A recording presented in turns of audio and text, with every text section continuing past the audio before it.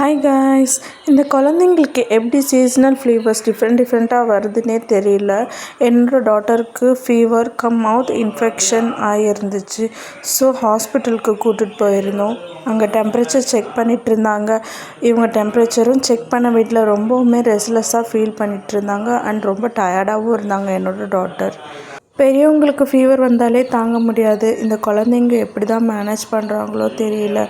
சும்மாவே சாப்பிட வைக்கிறது பெரிய டாஸ்க்காக இருக்கும். அதுவும் இந்த ஃபீவர்லாம் வந்துடுச்சுன்னா சாப்பிட வைக்கிறதே பெரிய ஒரு போராட்டமாக தான் இருக்குது. அதுவும் என்னோடய டாட்டருக்கு மவுத் இன்ஃபெக்ஷன் வந்துட்டதுனால அவங்க சாப்பிடவே இல்லை. எங்களுக்கு டோக்கன் நம்பர் 33 தான் கொடுத்துருந்தாங்க. ஆனால் நாங்கள் போயிருந்தப்போ 27 டோக்கன் நம்பர் தான் போயிருந்துச்சு. சரி, கொஞ்ச நேரம் அங்கே இருந்த ஃபிஷ் டேங்க்கில் குழந்தைக்கு விளையாட்டு காமிச்சிட்டு இருந்தோம். அண்ட் தென் குழந்தைங்க விளையாடுறதுக்காகவே அங்கே ப்ளே ஏரியா மாதிரி செட்டப் பண்ணி வச்சுருக்காங்க.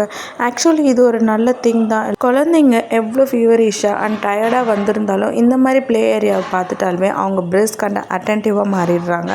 என்னோடய டாட்டர் பாருங்க, ஃபீவர் இவங்களுக்காக வந்துச்சுன்ற அளவுக்கு ப்ளே பண்ணிகிட்டு இருந்தாங்க. அந்தளவுக்கு பிரிஸ்க் ஆகிட்டாங்க.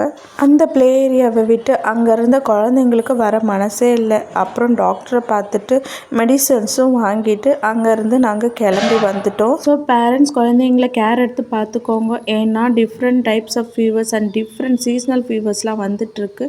Take care, by.